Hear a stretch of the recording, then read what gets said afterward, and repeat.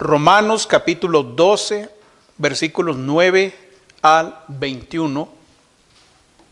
Dice la palabra del Señor de la siguiente manera: el amor sea sin fingimiento, aborreced lo malo, seguid lo bueno, amaos los unos a los otros con amor fraternal, en cuanto a honra, prefiriendo los unos a los otros, en lo que requiere diligencia, no perezosos, fervientes en espíritu, sirviendo al Señor.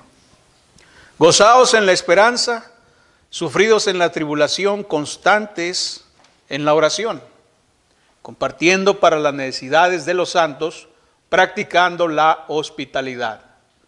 Bendecid a los que os persiguen, bendecid y no maldigáis. Gozaos con los que se gozan, llorad con los que lloran. Unánimes entre vosotros, no altivos, sino asociándoos con los humildes. No seáis sabios en vuestra propia opinión. No paguéis a nadie mal por mal, procurad lo bueno delante de todos los hombres. Si es posible, en cuanto dependa de vosotros, estad en paz con todos los hombres. No os venguéis vosotros mismos, amados míos, sino dejad lugar a la ira de Dios, porque escrito está: mía es la venganza, yo pagaré, dice el Señor. Así que, si tu enemigo tuviere hambre, dale de comer. Si tuviere sed, dale de beber. Pues haciendo esto, ascuas de fuego amontonará sobre su cabeza. No seáis vencidos de lo malo, sino vence con el bien el mal. El tema que vamos a estar considerando se titula Considerando a los hermanos. Considerando a los hermanos. El capítulo 12, hermanos, de este texto bíblico es un ruego para que los cristianos vivan vidas que sean agradables al Señor. Los versículos 1 y 2 tratan de tener en consideración al creyente. Debemos considerar nuestra propia vida y llevarla a donde realmente necesita estar. En los versículos 3 al 8 se trata de pensar en el cuerpo. Tienen que ver con nuestro lugar en todo el cuerpo de Cristo. Son un desafío estas palabras de los versículos 3 al 8 para que cumplamos el papel que Dios nos ha asignado de ser aquello para lo que el Señor nos ha salvado. Los versículos 9 al 21 continúan el tema de Pablo, abordando ahora una cuestión distinta. Ahora va a hablar sobre la consideración entre los santos. Y es lo que dice precisamente en el versículo 10. Amaos los unos a los otros con amor fraternal, en cuanto a honra, prefiriendo los unos a los otros. Estos versículos están llenos de desafíos para cada hijo de Dios. Sobre todo, hermanos, están llenos de desafíos para que aprendamos a vivir juntos, como cristianos, como hermanos en Cristo, ante el mundo incluso. ¿Cómo ve el mundo? ¿Cómo percibe el mundo la manera en que nos consideramos entre nosotros como una familia que honra a Dios? En estos versículos se nos presenta atención a esas cosas para que no solamente se hagan, sino que sean una realidad en cada día de nuestra vida. Cuando nosotros pongamos atención a las palabras del apóstol Pablo, eso va a provocar una revolución en nuestra vida.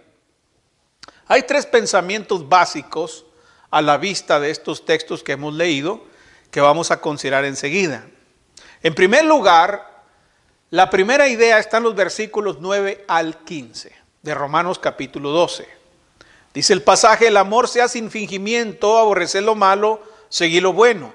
Amaos los unos a los otros con amor fraternal, en cuanto a honra, prefiriendo los unos a los otros, en lo que requiere diligencia, no perezosos, fervientes en espíritu, sirviendo al Señor.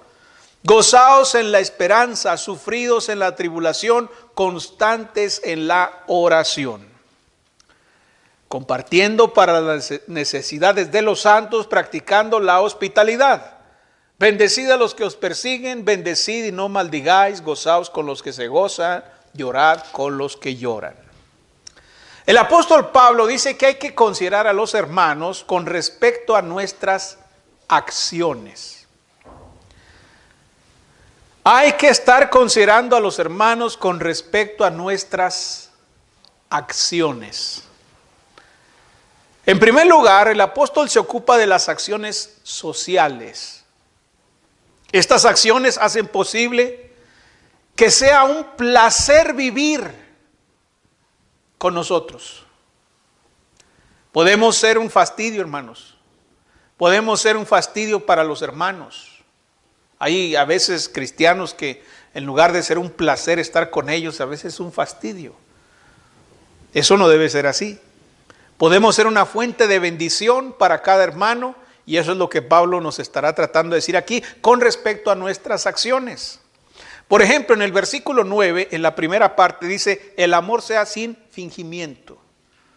Esto quiere decir que nuestras acciones sociales deben ser honestas. Honestas.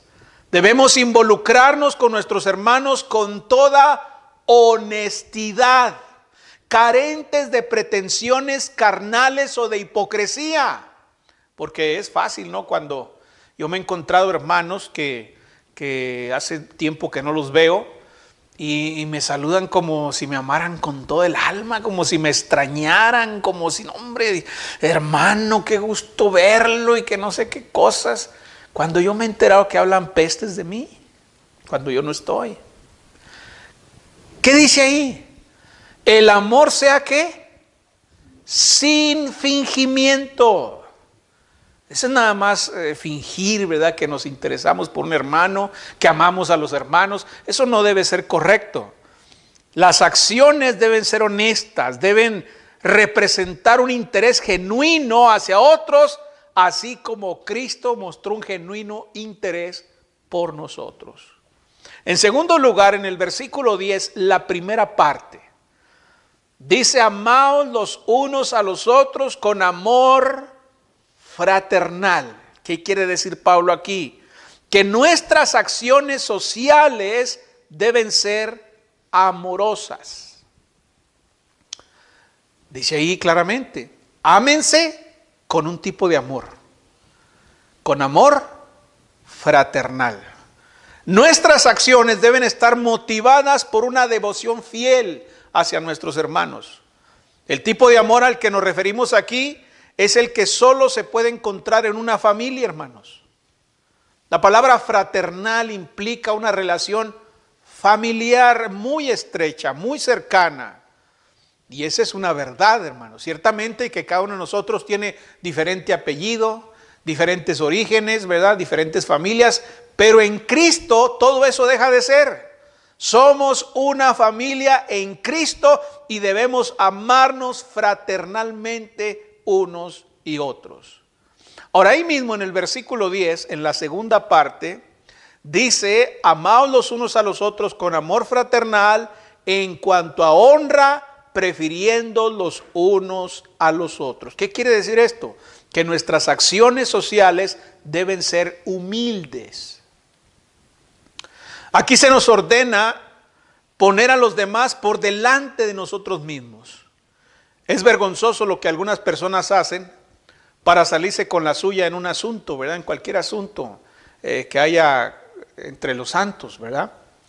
Moviéndose con astucia entre los hermanos para siempre sacar provecho, para siempre sacar beneficio, para siempre quedar en primer lugar. El camino de Dios es que busquemos lo mejor de nuestros hermanos y ofrezcamos también lo mejor de nosotros para el bien de los hermanos.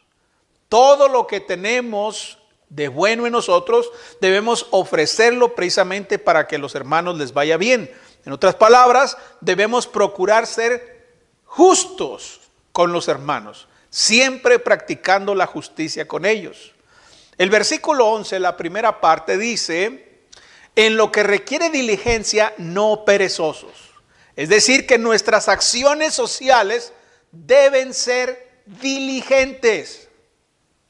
En nuestro trato con los demás no debemos ser lentos ni perezosos. Pablo está hablando de nuestro deber para con nuestros socios comerciales, para con todas las personas, pero este mandamiento trasciende toda la vida. Debemos ser diligentes en cualquier trabajo que nuestra mano encuentre para el bien de los hermanos. A veces, hermanos, somos muy perezosos en eso. Hay que visitar a un hermano, lo dejamos para después. Hay que amonestar a algún hermano, lo dejamos para después. Hay que visitar a un hermano porque está desanimado, porque es infiel o porque está enfermo, y lo dejamos para después. En ese sentido, somos perezosos. Cuando dice el apóstol Pablo que en lo que requiere diligencia, lo que es urgente, lo que es indispensable y necesario, pues debemos, ¿verdad?, hacerlo con rapidez, con prontitud. ¿Sí? En Eclesiastés capítulo 9, en el versículo 10, no pierda Romanos capítulo 12, porque vamos a volver ahí. Dice ahí el poeta en Eclesiastés capítulo 9, versículo 10, sobre este punto. Vamos a ver qué dice Eclesiastés capítulo 9, versículo 10. Dice ahí la palabra del Señor, Eclesiastés capítulo 9, versículo 10. Todo lo que te viniera a la mano para hacer, hazlo según tus fuerzas, porque en el Seol, ¿a dónde vas? No hay obra, ni trabajo, ni ciencia, ni sabiduría. Es decir, en lo que requiere diligencia, hermanos, tenemos que poner empeño mientras estamos vida y tenemos la fuerza para hacerlo. Va a llegar un día donde no vamos a poder. Va a llegar un día donde no vamos a poder visitar. Va a llegar un día donde no vamos a poder exhortar. Va a llegar un día donde no vamos a poder enseñar. Va a llegar un día donde no vamos a poder servir a los santos porque ya no vamos a tener la capacidad o la habilidad para hacerlo. Por eso ahora hay que hacerlo, hermanos, antes de que lleguen los tiempos difíciles o antes de que definitivamente nuestra vida se apague. Regresando a Romanos capítulo 12, en el versículo 13, la primera parte, dice ahí el apóstol Pablo con respecto a nuestras acciones. Versículo 13, Romanos 12, la primera parte, compartiendo para las necesidades de los santos. Es decir, que nuestras acciones deben ser útiles. La idea de esta frase es que debemos asumir las cargas de nuestros compañeros creyentes. Estamos para ayudarlos cuando surjan necesidades y de hecho ese es el mandato de la palabra de Dios, que hagamos bien a todos y mayormente a los de la familia de la fe. Entonces debemos ser útiles a nuestros hermanos. Qué triste es que en la iglesia a veces presentan necesidades y pues no hay manera de pensar en ellos, ven los santos, ¿no? Pues no puedo tocar la puerta de un hermano porque no me va a ayudar, me va a ver feo, me va a ver pues desde arriba, así desde las alturas, ¿verdad? O me va a hacer gestos o van a empezar a hablar. No, tenemos que ser útiles a los santos, ¿verdad? Ayudando a los santos. Ahí mismo en el versículo 13, en la segunda parte dice, practicando la hospitalidad. En otras palabras, el apóstol Pablo dice que nuestras acciones deben ser abiertas. En lugar de construir muros entre nosotros y los demás, debemos tener la mano dispuesta para ayudar. Debemos estar listos para ayudar a los santos, ¿verdad? Para comportarnos bien con ellos. La idea es la de estar disponibles para cada miembro de la familia de Dios. El versículo 14 dice, bendecid a los que os persiguen, bendecid y no maldigáis. Es decir, nuestras acciones sociales deben ser amables, independientemente de lo que otro nos arroje a medida que pasamos en esta vida. Nuestra reacción siempre debe ser de tolerancia, de paciencia, ¿verdad? Es posible que pensemos que tenemos los elementos suficientes para actuar de manera fuerte o agresiva con algún hermano, pero el apóstol Pablo dice que no, que hay que practicar la paciencia, la tolerancia. Nunca lleguemos al punto en el que entremos en una competencia de arrojar barro o lodo con un compañero en la fe. A ver quién se avienta más lodo, a ver quién se ensucia más. El mandamiento aquí es ser agradable y amable con los demás sin importar lo que nos puedan hacer o la manera en que nos puedan responder. Si ellos no quieren ser amables, si ellos no quieren practicar la paciencia, pues entonces va a ser su problema entre ellos y Dios. Dice el versículo 15, gozaos con los que se gozan, llorad con los que lloran. Es decir, que nuestras acciones deben ser compasivas. Gozaos con los que se gozan y llorad con los que lloran.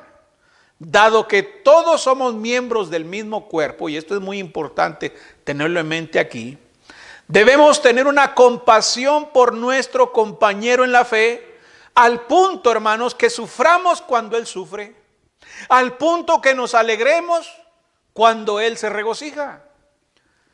En lugar de sentir celos cuando otro es bendecido, debemos emocionarnos por él y con él estar contentos. ¿Por qué? Por la gracia y la bondad del Señor que está sobre su vida.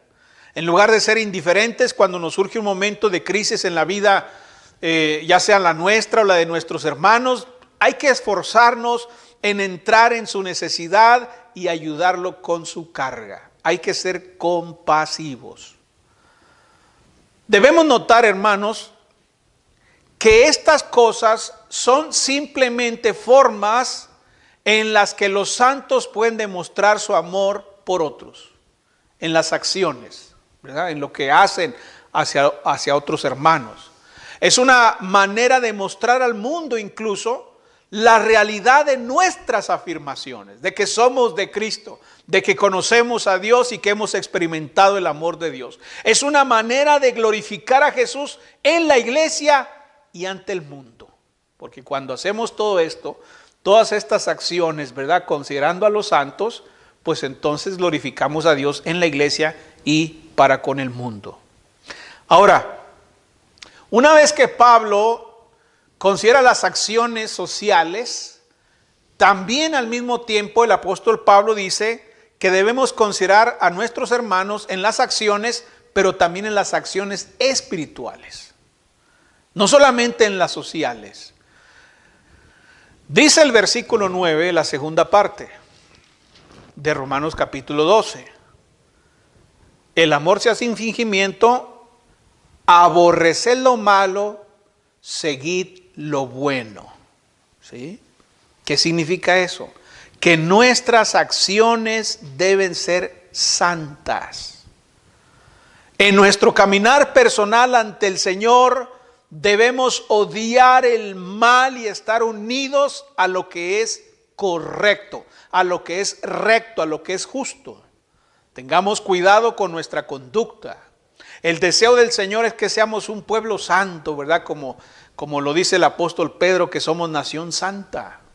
Y eso debe también impregnar nuestras acciones sociales, pero también nuestras acciones deben ser espirituales. El versículo 11, la segunda parte, dice ahí el texto, fervientes en espíritu, sirviendo al Señor.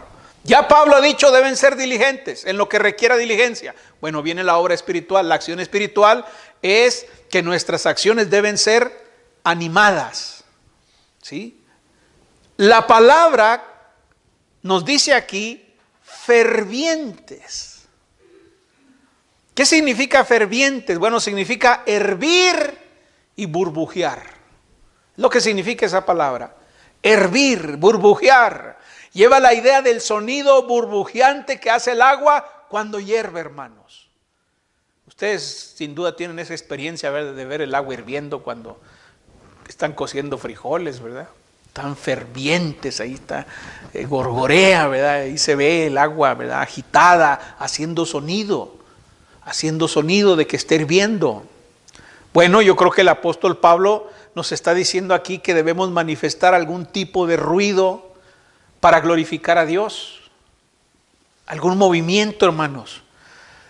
Cuando estamos en una relación vital y real con el Señor Jesucristo, habrá cierta emotividad en nuestros corazones. Es lo opuesto, esta palabra, hermanos, es lo opuesto a la muerte y al estancamiento. El agua estancada, ¿cómo está? ¿Está hirviendo? No, el agua estancada no se mueve, no manifiesta nada, está ahí estancada nada más, por eso se llama que está estancada. Pero el agua hirviendo, no. El agua hierve, el agua hirviendo está en movimiento, en sonido, mientras que el agua estancada no. Entonces la idea aquí es que no debemos estar muertos o estancados. Este mundo está buscando algo que sea real, que el cristiano determine en su corazón que nunca será un creyente aburrido, muerto, sin vida. ¿Quién querría estar junto a una persona agria, muerta, estancada, sin vida? ¿Quién? Nadie. Y esa no es la religión de Cristo. Así no es el camino de Dios. Por eso debemos estar fervientes en oración, ¿verdad? Sirviendo al Señor como un muerto que ha vuelto a la vida. Alguien que ha sido resucitado de entre los muertos, pues definitivamente empieza a manifestar vida, empieza a manifestar movimiento, sonido, que existe, que es real, ¿verdad? Y es lo que debemos hacer nosotros en nuestras acciones espirituales. Dice el versículo 11, la tercera parte. Vimos la primera y la segunda parte del versículo 11, ahora vamos a ver la tercera parte. Sirviendo al Señor. ¿Verdad? Es decir, que nuestras acciones espirituales deben ser fieles. En nuestras acciones debemos ser fieles. La palabra servir significa estar en la posición de un siervo y actuar en consecuencia, hermanos. Precisamente se llama siervo por una razón, porque sirve. ¿Verdad? Por eso alguien es un siervo. ¿Por qué? Porque sirve. Entonces debemos ser fieles en nuestro servicio al Señor. Cuando fuimos salvos, fuimos comprados por precio. Somos esclavos de Cristo, somos siervos de Cristo. Pertenecemos a Jesús y debemos ser fieles a su servicio. No tenemos por qué ocuparnos en ningún otro negocio, hermanos. Usted imagínese los que compraban esclavos, ¿para qué los compraban? ¿Para que se ocuparan en sus propios negocios o para que se ocuparan en los negocios del patrón? Obviamente todo esclavo se dedicaba a beneficiar al patrón, a servir al patrón. No, los esclavos no tenían sus negocios, sus asuntos. Que el patrón le dijese, pues hay que ir a preparar la cosecha, y el esclavo dijese, después voy a ir porque tengo unas cosas que hacer acá, unos asuntos que arreglar. No, el esclavo no podía hacer eso. Nosotros no tenemos por qué estar ocupados en ningún otro negocio que no sea primero el del Señor. Cuando el Señor mira nuestras vidas, Él debería encontrarnos ocupados y comprometidos en hacer fielmente su voluntad desde nuestro corazón.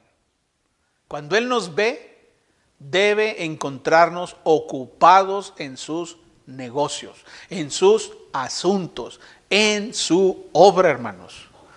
En el versículo 12, la primera parte, gozaos en la esperanza. Gozaos en la esperanza, gozaos en la esperanza. Nuestras acciones espirituales deben estar llenas de felicidad, de gozo.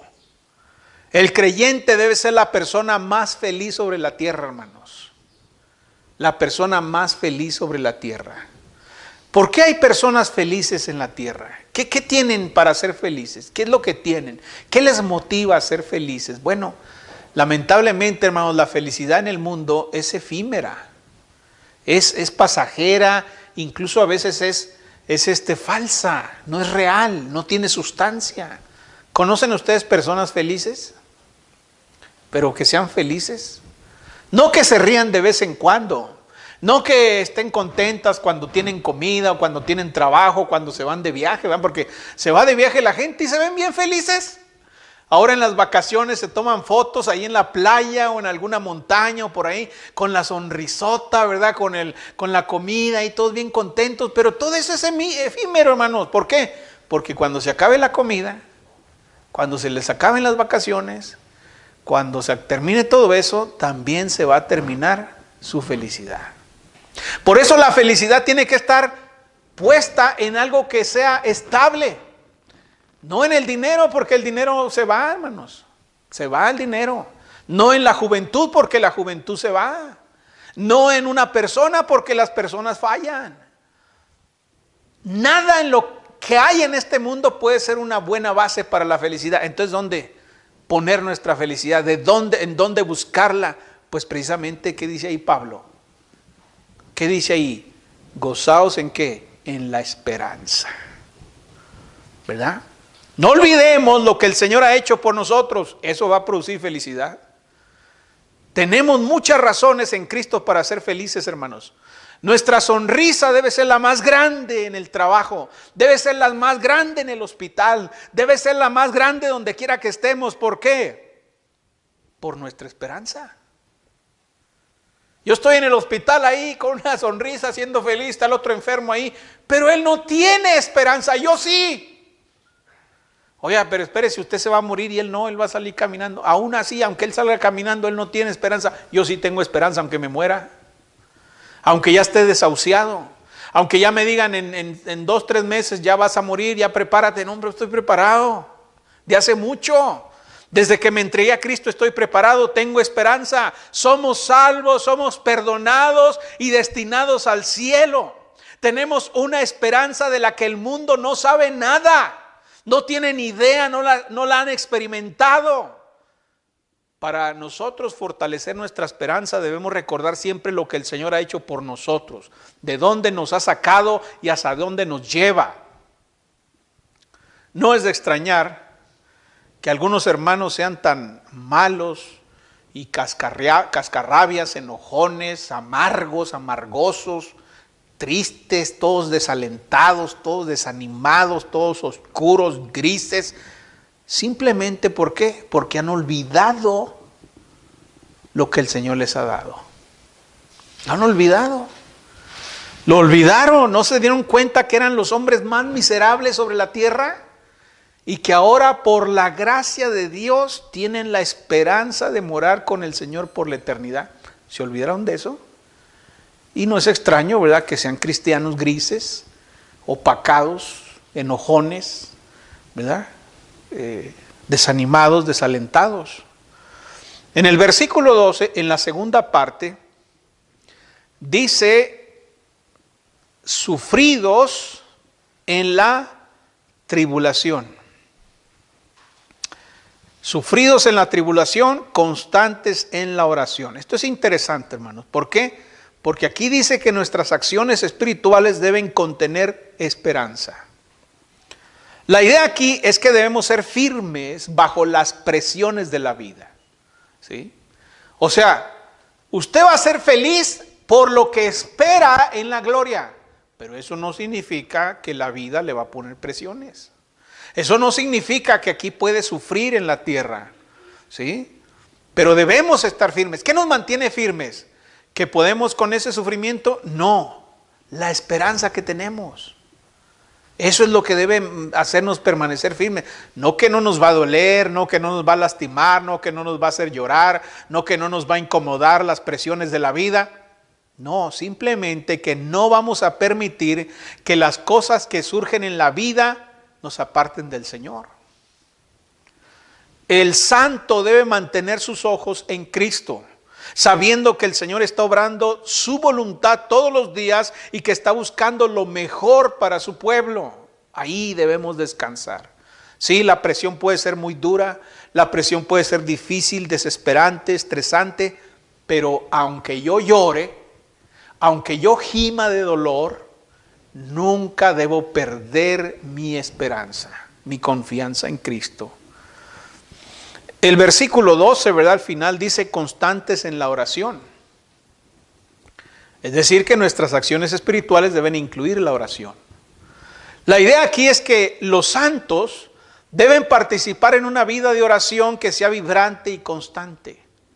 La oración, hermanos, yo creo que es de las prácticas de la fe más descuidadas por el cristiano.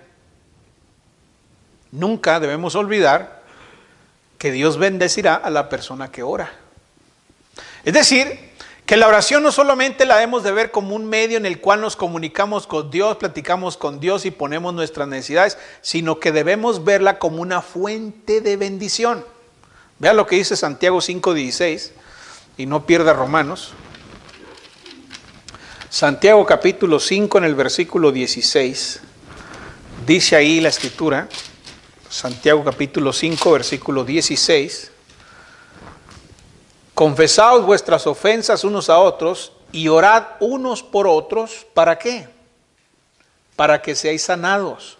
La oración eficaz del justo, ¿qué cosa? Puede mucho. Entonces la oración es una fuente, es un medio de bendición. Tenemos que cambiar nuestra perspectiva. No ver a la oración como una obligación, como una carga, como algo, pues Dios quiere oír mi voz. No, no, no. Usted ve a la oración como una fuente, como un medio de bendición. Hermanos, quizás muchos de nosotros nos estamos privando de muchas bendiciones precisamente porque no oramos. Ahí está el problema. Bueno, ¿por qué Dios no me bendice? Soy fiel, me esfuerzo, predico, leo las escrituras, hago esto, hago aquello, hago lo otro, y Dios no me bendice. Bueno, porque a lo mejor hay muchas oraciones amontonadas ahí. ¿Qué le falta? Abrir la puerta y tomarlas. ¿Cómo? Orando. La oración es una fuente. Grábese eso. La oración es una fuente de bendiciones y si no está siendo bendecido, probablemente sea porque no está perseverando en la oración, no está siendo constante en la oración. Entonces, debemos considerar a nuestros hermanos en nuestras acciones sociales y en nuestras acciones espirituales. En segundo lugar, versículos 16 al 17.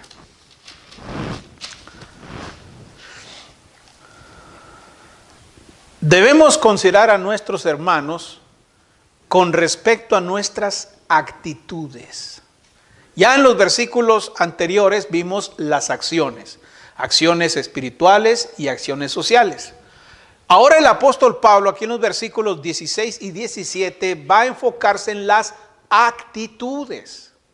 En primer lugar, dice el versículo 16 en la primera parte que debemos ser unánimes. Dice, unánimes entre vosotros.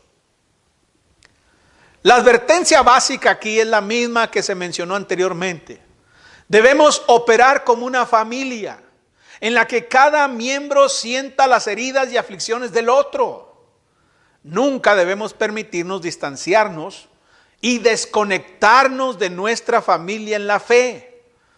Este es un llamado a la humildad, a la unidad, a la compasión entre los miembros de la iglesia. Debemos ser unánimes. De hecho, la palabra unánime literalmente significa una sola alma. ¿Sí? Somos un cuerpo, diferentes miembros, pero con una sola alma, con una sola vida. ¿Sí? Entonces debemos tener esa actitud hacia los hermanos. En segundo lugar, dice ahí mismo en el versículo 16, unánimes entre vosotros, no altivos, sino asociándoos con los humildes. ¿Qué significa? Debemos evitar la altivez. Ninguno en esta familia de la fe debe sentirse mejor que otro. Todos estamos cortados del mismo patrón. Todos fuimos salvados por la misma sangre y todos nos dirigimos al mismo cielo. Debemos permanecer juntos como uno, trabajando para la gloria del Señor Jesucristo. No hay nadie en esta reunión que tenga derecho a pensar que es mejor que otro. Nadie tiene ese derecho. Todos somos iguales delante del Señor.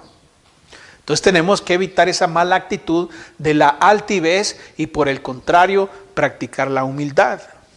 En el versículo 17, la primera parte dice, no paguéis a nadie mal por mal. ¿Qué significa eso? Debemos tener una actitud de perdón. No paguéis a nadie, ¿qué cosa? Mal por mal. Según Jesús, habrá momentos en que nos ofendamos por las palabras o las acciones de otros. Eso es inevitable, hermanos. A veces hay actitudes, hay palabras, hay acciones que nos ofenden, ¿verdad? Que nos lastiman. Cuando eso suceda, no debemos responder tratando de vengarnos de la parte infractora. Debemos mantener una actitud misericordiosa de que esa persona se arrepienta, nos pida perdón y perdonarla. En cambio, ¿verdad? Es lo que dice aquí el escritor, pues debemos practicar el perdón. No paguéis a nadie mal por mal. Y dice la segunda parte del versículo 17, procurad lo bueno delante de todos los hombres.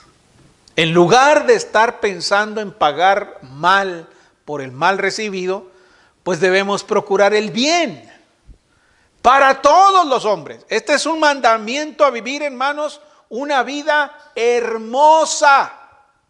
¿Qué entienden ustedes por vivir una vida hermosa? Pues una casita muy bonita, con arbolitos, pajaritos, caminitos, perritos. ¡Ay, qué hermoso! No, hermano, eso no es una vida hermosa. La vida hermosa es esto, es lo que está diciendo Pablo aquí. Una vida hermosa es cuando usted procura el bien para todos los hombres. Estamos llamados a ser fieles ante los ojos de todos los hombres, viviendo el tipo de vida que trae gloria al Señor.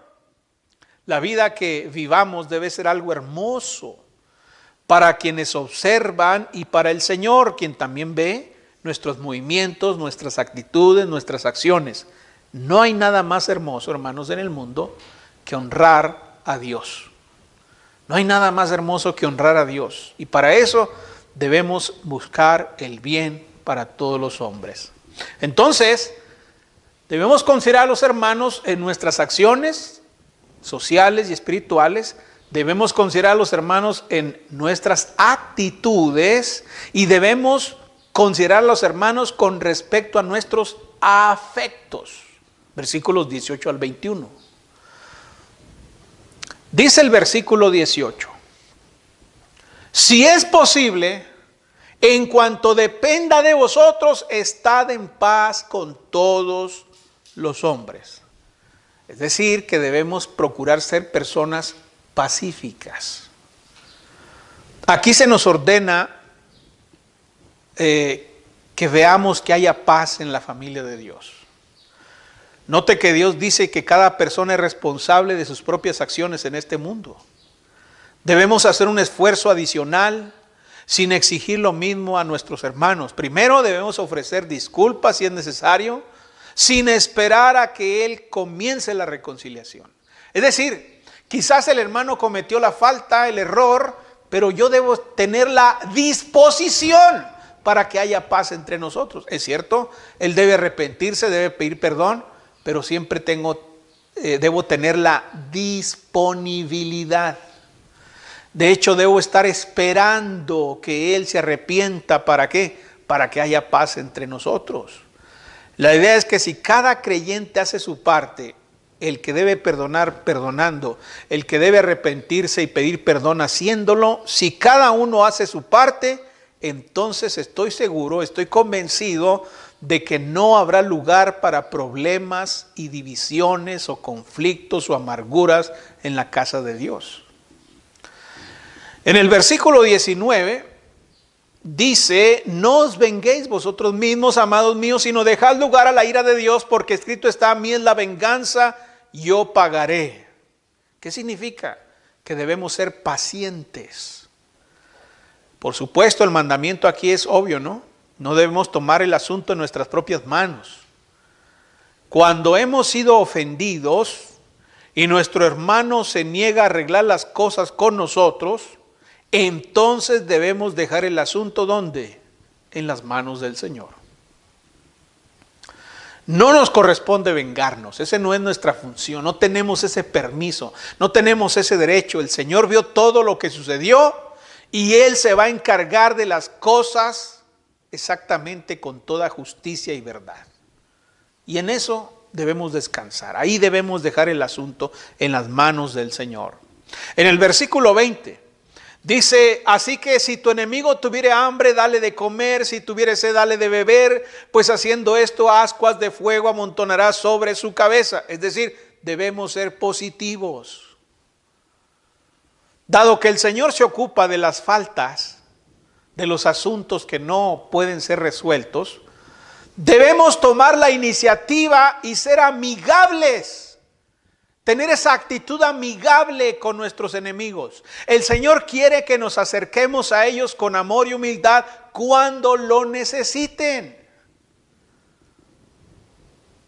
Ese es nuestro trabajo. Cuando nosotros hagamos eso, hemos hecho nuestra parte y eso es todo lo que el Señor espera de nosotros. Entonces, en lugar de deprimirnos y desanimarnos cuando alguien nos ensucia, cuando alguien nos hace daño, pues debemos buscar ser como Jesús, quien literalmente, hermanos, cuando le maldecían, bendecía. Literal. Cuando le maldecían, bendecía. ¿Qué hizo cuando estaba en la cruz? Bendijo a todos, intercedió por todos, ¿verdad? Y por los que lo habían condenado, por los que lo habían golpeado, por los que le habían hecho daño, Señor, no les hagas mal, dice, perdónalos. ¿Por qué? Porque no saben lo que hacen. Perdónalos, vea la disposición del Señor de arreglar las cosas. Eso es la piedad en acción. Cuando nosotros tenemos esta actitud, este afecto que menciona aquí en el versículo 20, pues estamos practicando la piedad, pero en acción. Es Cristo viviendo en nosotros para la gloria de Dios. Y eso también es algo contra lo que su enemigo no puede competir, hermanos. Mire, cuando tenemos un enemigo, si le respondemos igual, va a haber competencia. O sea, bueno, pues ahora viene el mío. Sí, pues ahora va el mío. Y siempre va a haber competencia. Pero cuando le respondemos como Dios dice, con eso no puede competir. No puede. Él siempre va a responder argumentos. Él siempre va a responder con actitudes malas, siempre. Pero ¿cómo le va a hacer cuando nosotros le respondamos con paciencia, con misericordia, con amor? ¿Cómo? A mí me ha tocado, hermano, servir a personas que me han hecho daño y viera cómo se avergüenzan.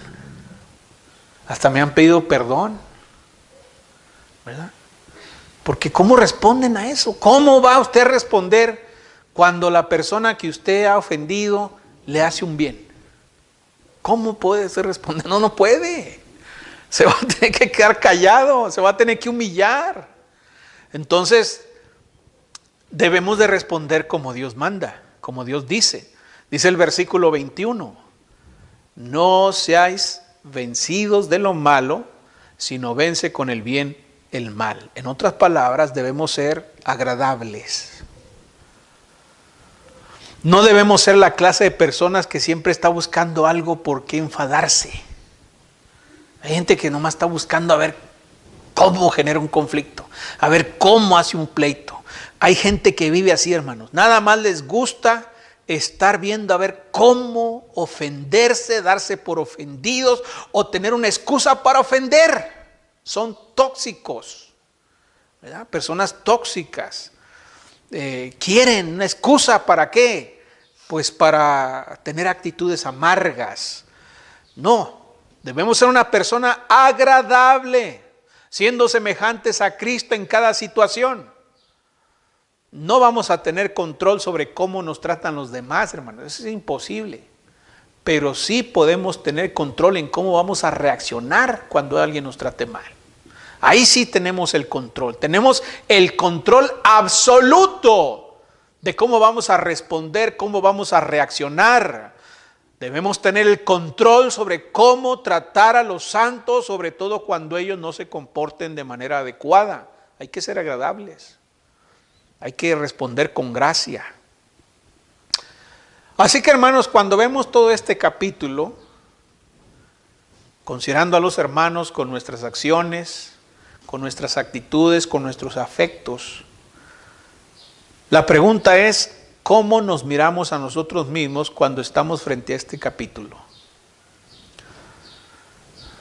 ¿Cómo nos miramos a nosotros? No estemos viendo cómo se ve aquel. Ándale, mira, le cayó al otro. Hasta que le dicen algo a este hermano, mira, se muerde la lengua. No hagamos eso. ¿Cómo nos miramos nosotros mismos ante la enseñanza de Pablo? ¿Hay margen de mejora en nuestro caminar con el Señor?